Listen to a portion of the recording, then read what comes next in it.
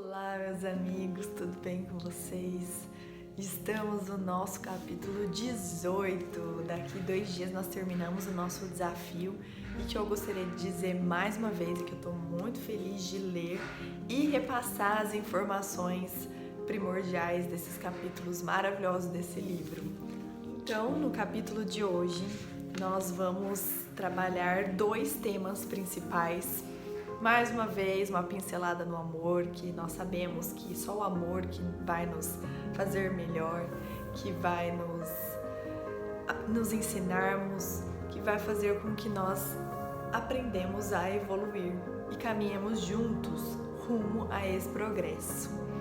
E aí, além do amor, vai ser muito bem trabalhado a importância da caridade e do trabalho, porque inclusive Manuel Filomeno ele vai contar a história de uma senhora que ele vai encontrar lá no plano espiritual e que ele lembra dela quando ele estava encarnado e ela também, e vai dizer um pouquinho a respeito da sua história. E essa senhora vai dizer que quando encarnada ela era uma dama que tinha muito dinheiro.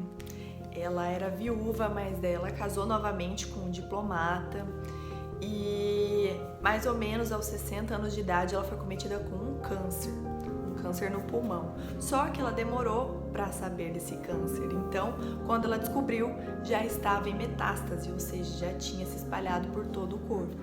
Mesmo assim ela passou por 2 cirurgias, mas no final ela acabou desencarnando.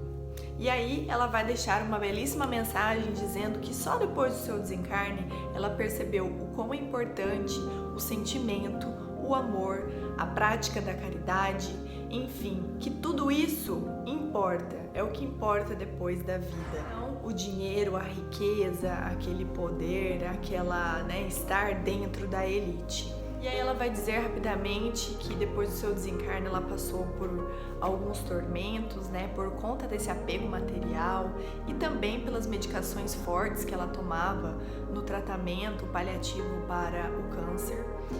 E ela tinha uma única filha, e essa filha ela também tinha muito prestígio, muito poder, era muito conhecida, e quando ela desencarnou, então, foi publicado em vários jornais, nas redes sociais da época e tudo mais, fotos de lembrança dessa senhora, do seu prestígio, de toda a sua presença. E aí Manuel vai fazer o seguinte comentário sobre ela. Impactou-me essa história da vida real e após a minha desencarnação, recordando-me vez que outra da nobre senhora, busquei-a a fim de ouvi-la e tive a oportunidade de encontrá-la quase 2 dezenas de anos depois da sua desencarnação, recolhida em uma comunidade de além-túmulo, onde se refazia das ulcerações morais defluentes da ociosidade e do mau emprego dos tesouros que lhe foram confiados para o bem geral e ficar encarcerados no egoísmo e na vã cultura. Entretanto, seu despertar antes de libertar-se do corpo, sua sugestão de correta aplicação dos bens materiais diminuíram a sua carga de aflições. Então vejam, uma belíssima história, resumida, rapidamente contada no capítulo, mas que nos dá um grande aprendizado a respeito da importância então da gente utilizar nosso tempo para edificar-nos, para progredirmos, para tratarmos então dos nossos sentimentos, principalmente o amor, da nossa convivência, das pessoas ao nosso redor, e não ficarmos apegados tanto à matéria, tanto aos prazeres mundanos e tanto à nossa riqueza, para quem tiver dinheiro. Então acho que é muito legal essa história porque nos traz isso, e principalmente da importância do trabalho e da caridade, porque é só através dele e dela, do trabalho e da caridade, que nós vamos então nos auxiliar, nos melhorarmos pós-morte. Manuel faz o seguinte comentário maravilhoso sobre isso, sobre a caridade. Quem tem a oportunidade de auxiliar o próximo e não o faz, encarcera-se em lamentável solidão, porquanto aqueles que o cercam raramente o amam, aproveitando-se-lhe da fama, do poder, do dinheiro e invejando. E aí, depois daqueles 3 centros espíritas que nós analisamos nos capítulos anteriores, neste capítulo, Manuel Filomeno, junto com a equipe de Pititinga, vão visitar agora um centro espírita ok, que está tudo bem, que é um centro espírita que está sendo admirado perante a espiritualidade, porque ela está dentro do caminho do bem, no caminho do espiritismo. Então eles vão lá para verificar esse centro espírita que só traz coisas boas para os espíritos encarnados e desencarnados, nos servindo então de grande modelo. E aí Manuel Filomeno de Miranda vai narrando que há muitos espíritos lá bons, meritórios, evoluídos, que estão ali reunidos então para transmitir aos irmãos encarnados todos esses fluidos benéficos, todas essas energias do plano superior para auxiliar nos trabalhos. E algo que eu achei muito bacana, que eu nunca tinha visto em nenhuma literatura, pelo menos não me recordo, é que eles falam que depois que eles fizeram a prece inicial, todo o ambiente se perfumou. E aí Manuel vai comentar o seguinte: a prece ungida de amor, gratulatória, intercessora, suplicante, seja qual for a sua expressão, produz vibrações perfumadas no ambiente onde é proferida, produzindo uma psicosfera de paz e de renovação de forças, quando sistematicamente preservada. Olha que bacana! Então, além da gente conseguir mudar toda a fluidificação do ambiente através da prece, a gente consegue mudar o odor, né? Olha que coisa mais doida, mais que maravilhosa ao mesmo tempo. E aí, depois dessa prece maravilhosa, eles iniciaram o trabalho de palestra pública e também tinha uma sala reservada para atendimento fraterno. E aí, neste momento, nós vamos encontrar a história de uma jovem que está totalmente atormentada, triste, angustiada, e entra nessa sala junto com a sua mãe para conversar com aqueles trabalhadores maravilhosos. E aí que entra a nossa segunda temática desse capítulo, tão importante quanto a caridade, que é a respeito do aborto, que é um assunto ainda polêmico e ainda muito discutido dentro da nossa sociedade, inclusive dentro do meio espírita. E ela começa a narrar toda a sua angústia, que se envolveu com uma pessoa, se apaixonou, passaram a coabitar, e diz que estava tudo bem até que o dia que ela engravidou. Diz que essa pessoa então se transformou, virou um monstro, não aceitava de jeito algum aquela gravidez e tentou impor a ela o aborto. E ela chega chorando, dizendo que ela não quer tirar a vida do seu filho, ela quer manter essa gravidez, apesar dos pesares, e que ela não quer, então, matar esse seu feto que ela guarda dentro do seu útero. Mas, depois de algumas consultas médicas, ela acaba por descobrir que aquele feto é anencéfalo, ou seja, vai nascer sem cérebro. E aí que chega a grande discussão do livro, que nós temos inclusive ainda aqui no país. Aí ela fala: olha, eu não quero abortar de jeito algum, mas ele é anencéfalo.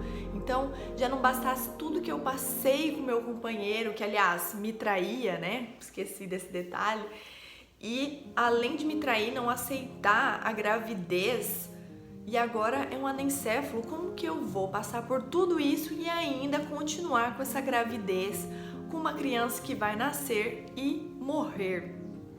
Então ela chega desesperada porque ela tá nessa balança, não sabendo. Ao mesmo tempo ela não quer abortar, mas por outro lado ela também tá sofrendo com essa situação, porque sabe que o filho não vai viver por muito tempo.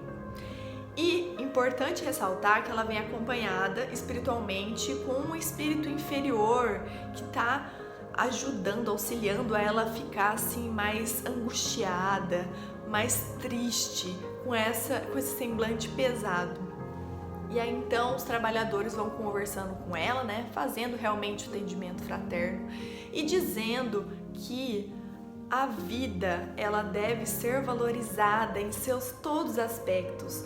Se aquele seu filho que ela está carregando dentro da barriga só vai ter um tempo de vida curto, que deixe. Essa é a coisa maravilhosa da vida, essa é a regra maravilhosa da reencarnação, que nós sabemos que nós viemos aqui na Terra para expiarmos os nossos erros, para aprendermos a evoluir uns com os outros. Então, muitas vezes, por fatos cometidos no passado, nós viemos e temos uma jornada mais curta. Só que ela é necessária. Parece que não, que seja 1 minuto, 2, 5, 1 ano, 3 meses, enfim. Ela é necessária para a nossa jornada evolutiva. E mais, quem somos nós para ceifarmos a vida de outro? O único que pode fazer isso é Deus, porque Ele nos concedeu a vida, então só Ele pode tirar essa vida de nós. Então vejam toda essa construção, toda essa conversa que nós vemos até hoje, em pleno 2020, discussões no nosso país e no nosso mundo. Infelizmente, ainda temos pessoas que são, de certo modo, mesmo que seja em algumas situações, a favor do aborto, mas a espiritualidade amiga, ela sempre vai nos dizer, através da literatura principalmente, da psicofonia e etc., que a gente tem que prezar pela vida e dar essa oportunidade da reencarnação para esse espírito que está vindo. Não vamos cometer um homicídio, porque sim, é um homicídio o aborto. Vamos deixá-lo viver. E aí, então, ela vai aos poucos melhorando, vai se conscientizando. Eles dizem para ela ir para casa e refletindo sobre isso. E a equipe espiritual já combina que durante o sono ela será então levada para essa reunião, para essa conversa, para eles tentarem então explicar mais uma vez a importância dela deixar aquele espírito nascer. Para finalizar, vou ler também uma passagem a respeito do aborto, que para nos refletirmos, que é pesado, polêmico, como eu disse, mas é maravilhosa e nos faz ao menos refletirmos sobre tudo isso. O trabalhador vai dizer: é realmente doloroso constatarmos a indiferença de certos indivíduos em relação à progenitura. Desejam fruir as satisfações do sexo, mas não corresponder-lhe às consequências naturais que do ato se derivam. Desde que não se deseja a paternidade, é muito fácil recorrer-se aos contributos impeditivos à fecundação, ao alcance de quem os queira utilizar. Todas as ocorrências obedecem a um esquema de causa e efeito, como é inevitável. Não se aplicando os mecanismos restritivos à procriação, não se tem direito a decidir de maneira infame contra a vida, que foi gerada por um ato espontâneo e normal. A fuga a essa responsabilidade é um gravame muito sério na economia moral do ser humano. Então vejam, é uma bela bordoada, mas que nos faz pensarmos a respeito da vida espiritual e da lei da reencarnação. É isso, pessoal. Amanhã nós voltamos então com o nosso penúltimo capítulo.